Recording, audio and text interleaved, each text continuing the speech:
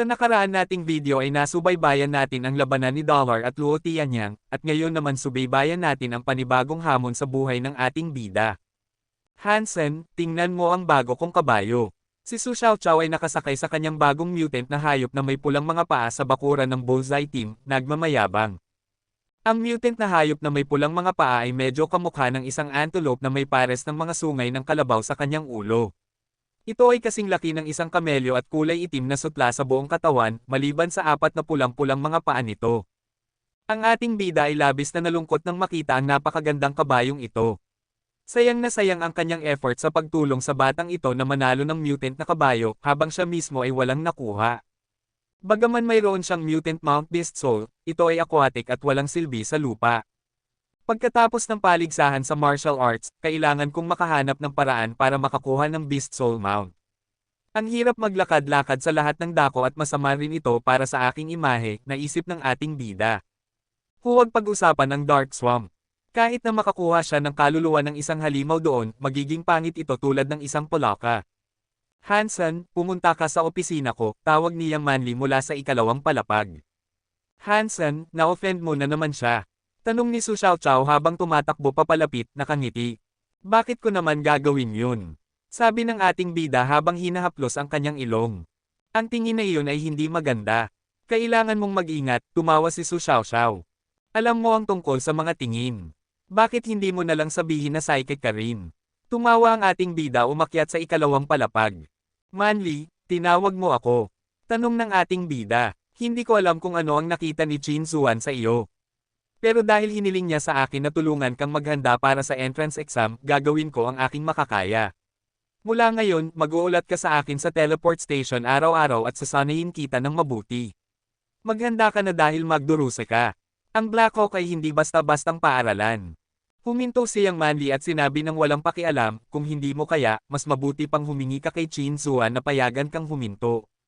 Hindi kita pipigilan. Kailan ako magsisimula? Tanong ng ating bida. Ngayon, sabi niyang Manly bago siya tumayo at nag-teleport sa Planet Roca kasama ang ating bida. Dinala niyang Manly ang ating bida sa test hall sa teleport station, na isang test hall na may pamantayan ng militar na nagbibigay ng mas tumpak na mga pagsusuri. Magkakaroon ka muna ng detalyadong pagsusuri at ipapakita mo sa akin kung ano ang pagkakaiba ng iyong antas ng kalusugan at ang pinakamababang pamantayan para sa Black Hawk, sabi niyang Manly na walang emosyon. Walang kailangan para dyan. Sa tingin ko, tiyak na makakapasa ako dyan. Hindi naglakas loob ang ating bida na gawin ang pagsusulit, natatakot na baka matakot siyang Manly sa kanyang datos. Noong huli niyang kinuha ang pagsusulit, umabot siya ng halos 10 sa lahat ng kanyang mga numero.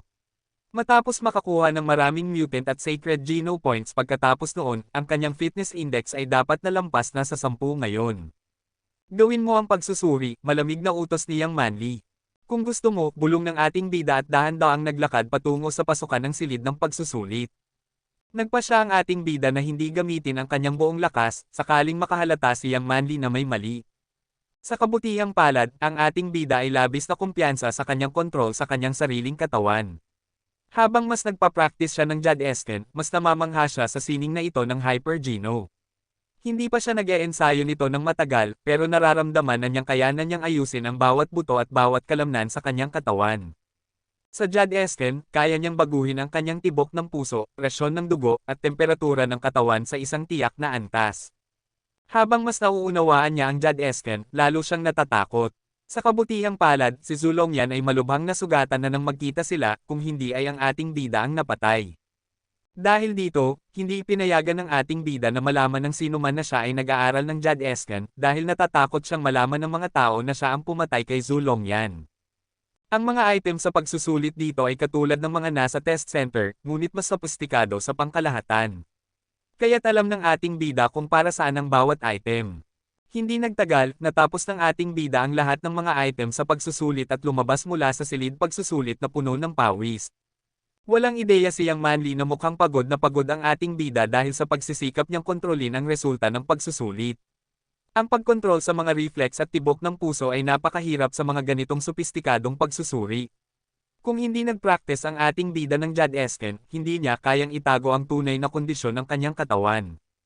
Tiningnan niyang Manly ang mga resulta ng pagsusuri ng ating bida sinabi, lahat ng item ay mababa sa 10 pero malapit na.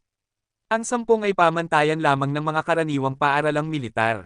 Para sa Black Hawk, kahit para sa mga espesyal na tinanggap na estudyante, ang 10 ay isang masikip na pasa. Pagkatapos magbasa ng ilang bagay sa isang matalinong makina, sinabi niya, sa natitirang oras na mayroon tayo na higit sa isang buwan, gagawin kong lahat ng iyong fitness index ay lumampas sa 10. Samantala, tuturuan kita sa pagbaril gamit ang pana. Tanging sa tamang kasanayan sa pagbaril gamit ang pana ka lamang magiging espesyal na tinanggap. Manly, maaari ko bang itanong, kung walang espesyal na pag-enroll, anong uri ng marka ang hinahanap ng Black Hawk? Tanong ng ating bida nang may pag-usisa. Kapag kaya mo na akong talunin, maaari ka nang pumasok sa Black Hawk ng mag-isa. Pumunta siyang Manly sa gym, hindi man lang lumingon sa ating bida. Sinundan siya ng ating bida papunta sa gym at tiningnan ang iba't ibang kagamitan sa pagsasanay sa gym nang may pag-usisa. Marami sa mga kagamitan ay hindi pa niya nakita dati. Maraming sundalo ang nag-eehersisyo sa gym. Ang istasyon ng teleportasyon ay bahagi ng militar, kaya lahat dito ay sumusunod sa pamantayan ng militar. Ang tanging pagkakaiba ay karamihan sa mga sundalo dito ay bago pa lamang sa hukbo at hindi pa nakapunta sa larangan ng digmaan. Ang mga naitalaga dito ay karaniwang may mga koneksyon, kung hindi ay ipinadala na sila sa harapan.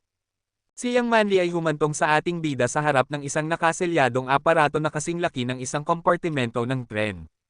Ang aparato ay humigit kumulang 150 talampakan ang haba.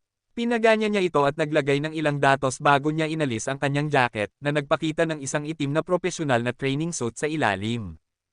Ang suit ay gawa sa isang material na hindi pamilyar sa ating bida, na may form-fitting na epekto.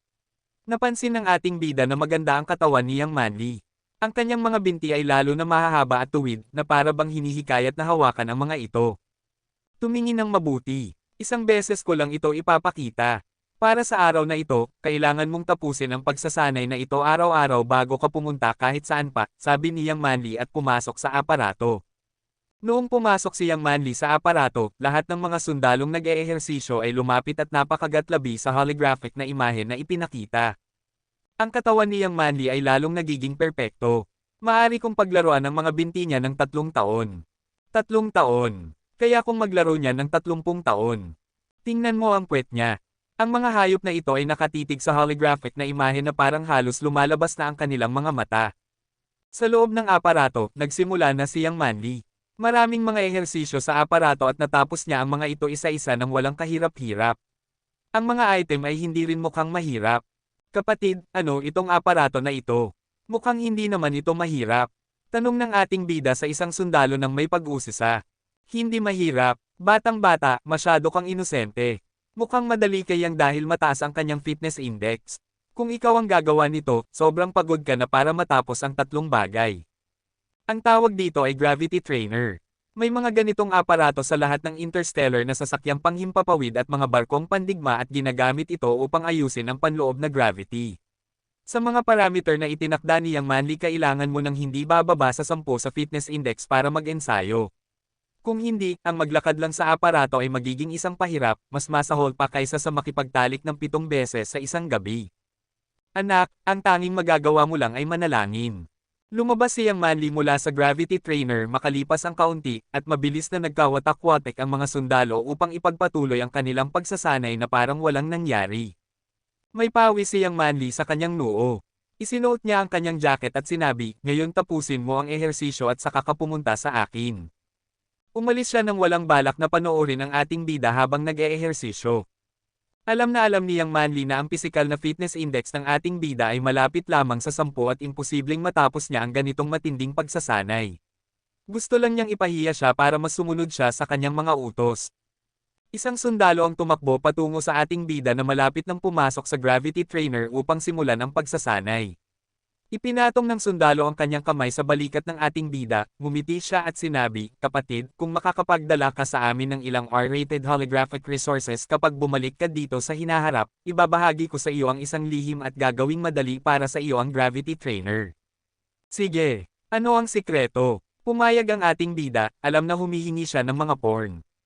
Magaling! Lumapit ang sundalo sa balikat ng ating bida at bumulong sa kanyang tainga, kapag na-set up na ang mga parameter, malalaman niyang kung binago mo ang mga ito pagkatapos. Gayunpaman, ang aparato ay may proteksyong mekanismo na pangunahing dinisenyo upang maiwasan ang mga panganib sa iyong katawan. Ang paraan ko ay nagpapahintulot sa iyo na baguhin ang mga parameter sa pamamagitan ng mekanismong ito upang hindi lumabas ang pagbabago sa resulta. Kaya, madali mong matatapos ang pagsusulit ng hindi natutuklasan niyang Manly. Fantastico! Ano ang dapat kong gawin? Tanong ng ating bida. Sasabihin ko sa iyo ang lihim, pero kasunduan ay kasunduan. Kailangan mong makuha ang mga R-rated holographic resources para sa akin o pagsisisihan mo ito, sabi ng sundalo. Kapatid, huwag kang mag-alala.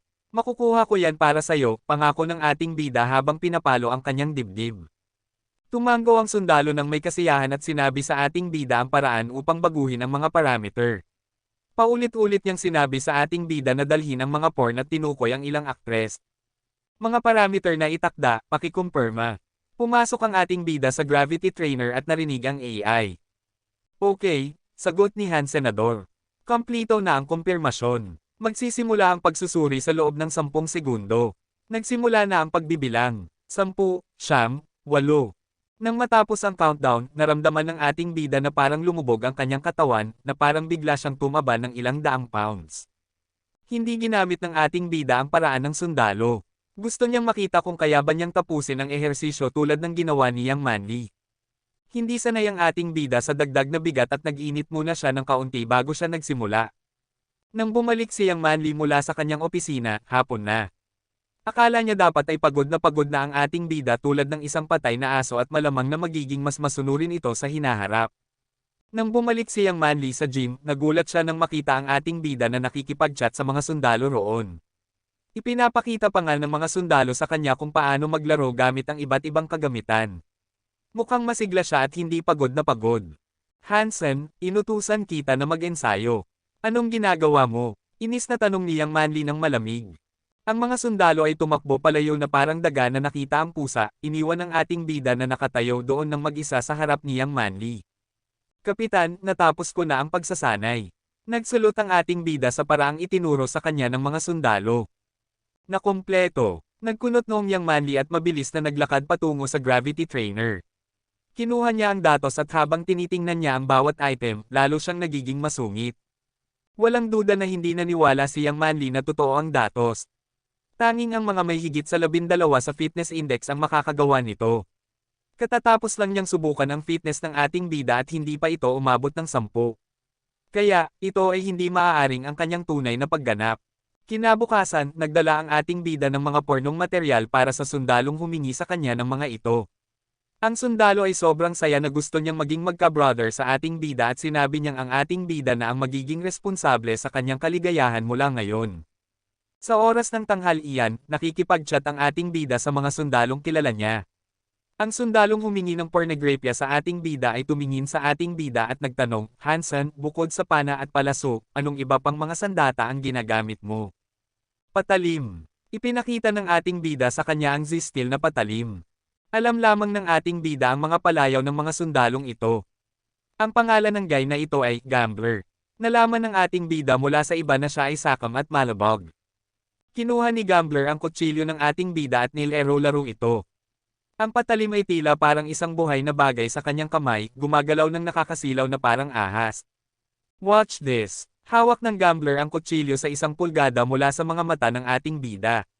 Sa isang simpleng pag-alog ng kanyang kamay, nawala ang kutsilyo sa harap ng ating bida at naging walang laman ang kamay ng Gambler. #T. Dapat magician ang palayaw mo. Ang ating bida ay tumingin sa lahat ng dako at hindi nakita ang kutsilyo. Tumawa ang Gambler at inalog ang kanyang mga kamay sa harap ng ating bida. Ikinerba niya ang kanyang mga daliri at ang kutsilyo ay bumalik sa kanyang mga kamay ng mahiwaga. Papaano mo ginawa yun? Namangha ang ating bida. Ang galing, di ba? Tanong ng Gambler ng mayabang. Oo, mabilis na tumango ang ating bida. Kislap, di ba? Nilalaro ng manlalaro ang kutsilyo. Siyempre. Tumango ulit ang ating bida. Gusto mo bang matuto? Tumingin ang Gambler sa ating bida na may bahagyang ngiti. Gusto ko. Gusto mo bang turuan ako? Tanong ng ating bida. Kung maibibigay mo sa akin ang lahat ng bagong pelikula ng mga babae ko, tuturuan kita, sabi ni Gambler na may ngiti. Walang problema, pumayag ang ating bida, alam niyang ang mga babaeng tinutukoy ni Gambler ay mga tiyak na porn star. Bagaman may gasto sa pagbili ng mga bagong pelikula, talagang gustong matutunan ng ating bida ang mga trick na ito. Halika, maghanap tayo ng lugar para maipakita ko sa'yo. Dinala ng Gambler ang ating bida sa tabi at sinabi sa kanya ang paraan nito. Nalaman ng ating bida na hindi talaga ito mahika kundi mga daliri lamang. Bagaman ito ay umaasa sa mga bulag na bahagi, ang pinakamahalagang bahagi ay ang kontrol ng isa sa mga kalamnan sa braso. Oo, buong braso ito sa halip na kamay lamang. Sinabi ng Gambler sa kanya na ang trick na ito ay tinatawag na langit sa manggas, na kilala rin bilang slave blade. Ito ay ipinasa sa kanyang pamilya bilang pundasyon ng kanilang negosyo. Ang dirt na ginamit ng Gambler ay espesyal na ginawa. Manipis at matalim, mayroon itong talam na hugis kabilugan ngunit walang panghawakan. Gambler ay naglalaro ng isang dirt sa bawat kamay, at mukhang may dalawang paru-paro na sumasayaw sa paligid ng kanyang mga kamay, na kamanghamanghang panuurin. Gaano katagal bago ako maging isang master tulad mo? Ang ating bida na inggit na tumingin kay Gambler. Ngumiti si Gambler, nagsimula ako noong 3 taong gulang ako, at umunlad ako noong 7 taong gulang. Ngayon, nasa intermediate level na ako at malayo pa sa pagiging master. Ibinigay niya ang pangil sa kamay ng ating bida at sinabi, huwag mong maliitin ang trick na ito. Bagaman ito ay nagsisilbing pundasyon lamang, ito ay mahalaga at makikinabang ka dito sa buong buhay mo. Gambler, ano ang trabaho ng pamilya mo? Hindi napigil ang tanong ng ating bida. Aha, hindi ka kailanman magiging bahagi ng aming negosyo at wala akong balak na payagan ka. Ipinapakita ko lang sa iyo ang isang trick. Maaari mo itong subukan kung sa tingin mo ay masaya ito. Huwag nang alalahanin ang ibang mga issue. Lumakad palayo ang Gambler at humarap muli sa ating bida, nakapaglaro ka na ba ng mga laro sa Skynet? Bihira, ginugugol ng ating bida ang lahat ng kanyang oras para makaligtas, at wala siyang oras para sa mga laro. Maglaro ka ng Hand of God. Makakatulong ito sa iyo na matutunan ang trick na ito. Kung makaka-level up ka sa larong iyon, makakakuha ka ng progreso sa trick na ito. Itinuro ng manlalaro ang holographic training machine. Ang ating bida ay labis na interesado sa slave blade, kaya't pumunta siya upang tingnan ang Hand of God sa holographic training machine. Di nagtagal ay naintindihan niya kung bakit siya pinasali ni Gambler sa larong ito. Ito ay isang holographic na laro. Ang ideya nito ay parang whack-a-mole, pero sa halip na daliri lang ang gamitin, ang mga lugar na dapat tapikin ay maaaring lumitaw kahit saan sa paligid ng mga braso. Dapat gamitin ang lahat ng kalamnan ng matalino upang matamaan ang lahat ng mga lugar upang makapasa sa isang antas. Ito ay labis na nangangailangan ng kasanayan at katumpakan. Bilang karagdagan sa antas ng baguhan, ang laro ay nahati sa 3 antas, Evolver, Surpass at Demigod. Ang layunin ng klasifikasyon ay malinaw na tumugma sa 3 yugto ng God Sanctuary, at upang gabayan ang mga manlalaro na pumili ng tamang antas. Una, pinili ng ating bida ang antas ng baguhan. Sa totoo lang, nang sinabi ni Gambler na level up, ang ibig niyang sabihin ay tapusin ang beginner level. Tungkol naman sa kung anong antas ang kinaroroonan ni Gambler, wala namang paraan ating bida para malaman iyon. Hindi nagtagal, nahumaling na ang ating bida. Hindi siya ganoon kasanay sa simula, pero agad siyang nalulong sa kasiyahang dulot ng mabilis na pag-atake habang unti-unti niyang nakikilala ang laro. Mas mabilis, mas mabilis, mas mabilis. Kapag nagsimula na, ang laro ay magtutulak sa isa na habulin ang kasiyahan sa pagpapabilis. Ngunit wala nang masyadong oras ating bida na maglaro ng larong ito. Pagkatapos ng ilang laban sa martial arts contest, umabot si Han Senador sa huling laban gaya ng inaasahan. Hindi sigurado kung ito ay magandang kapalaran o malas, hindi nakatagpo ng ating bida ng alinman sa Feast Guy o Son of Heaven. Inalis ni Son of Heaven si Feast Guy, at inalis ni Chin Zuan si Son of Heaven. Ang huling laban ay sa pagitan ni Chin Zuan at ng ating bida. Sa katunayan, mas gusto ng ating bida na makipaglaban kay Son of Heaven upang magkaroon siya ng pagkakataong patayin si Son of Heaven sa entablado. Karaniwan, ang batang Panginoon ay napapaligiran ng maraming malalakas na tao at halos walang pagkakataon ng ating bida na lapitan siya.